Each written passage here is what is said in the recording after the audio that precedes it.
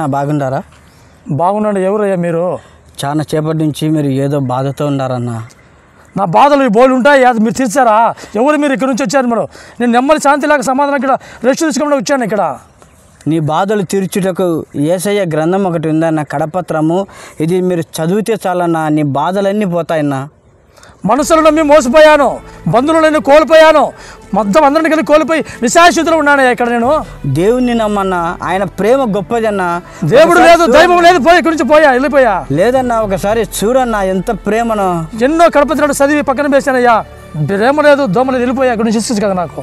కానీ ఎన్నో చదివింటా ఈ పరిశుద్ధమైన గ్రంథాన్ని చదువున్నా, పరిశుద్ధమైన యొక్క కడపత్రాన్ని. యేసయ్య ప్రేమ గొప్పదన్నా.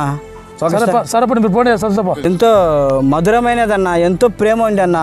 నీ ప్రేమ నీ యొక్క బాధకు శాంతి సమాధానం ఇస్తుందన్నా. సరే మీరు వెళ్ళిపోండి అయ్యా, పద్ధతి మీరు తీసుకొచ్చిన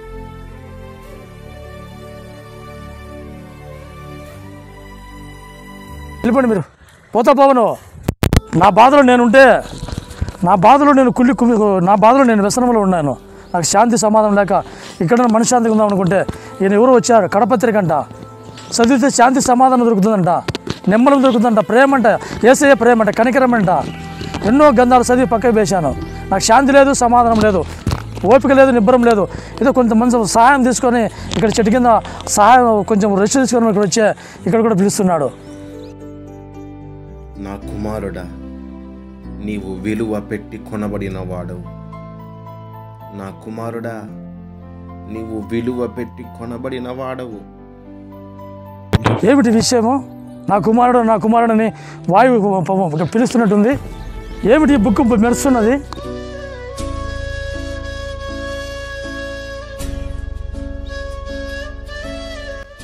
దేవుడు లోకమును ఎంతో ప్రేమించెను, కాగా ఆయన తన అద్వితీయ కుమారునిగా పుట్టిన వాని యందు విశ్వాసముంచు ప్రతివాడును నశింపకానికి జీవం పొందిన ఆయనను అనుగ్రహించెను. ప్రేమనా, శాశ్వతమైన ప్రేమ, ఇంత గొప్ప ప్రేమనా? ఈ ప్రేమ ఏమిటో నేను తెలుసుకోవాలి. పాస్టర్ గారు, పాస్టర్ రాండి, రాండి, మన ఒక నిమిషం మళ్ళీ రాండి. పాస్టర్ గారు ఇక్కడ రాండి.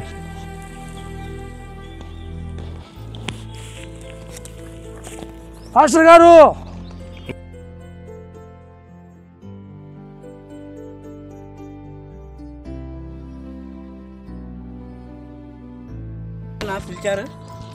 ప్రేమ గురించి రాచి ఉంది, మాకు వివరంగా చెబుతారా?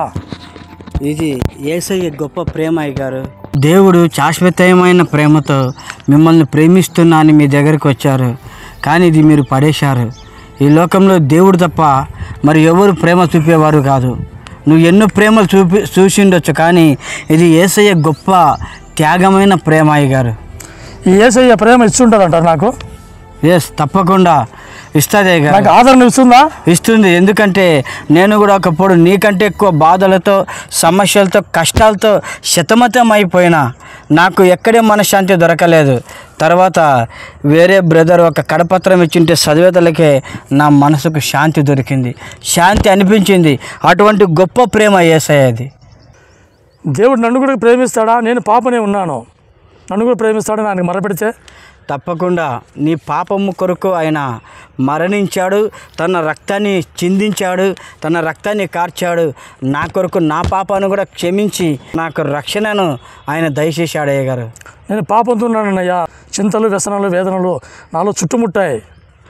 నేను చింతాకంతలో ఇక్కడ నిలబడుకొని చింతిస్తున్నాను. నాకు ఆదరణ దొరకలేదు, శాంతి దొరకలేదు, సమాధానం దొరకలేదు.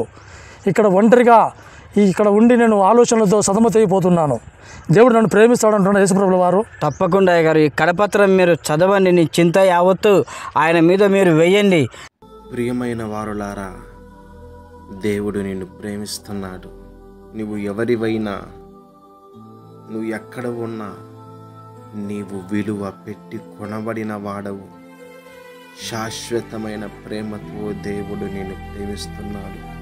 ఆ ప్రేమను ఈ దినాన నీవు గుర్తించినట్లయితే పరలోక రాజ్యానికి వారసులుగా నువ్వు మార్చబడుటకు సిద్ధపడినట్లయితే యేసుక్రీస్తు దేవుడని నీ హృదయంలో నమ్మి నోటితో ఒప్పుకున్నట్లయితే వారు పరలోక రాజ్యానికి వారసులవుతారు. నమ్ముట నీ వలనైతే నమ్మువానికి సమస్తము సాధ్యం.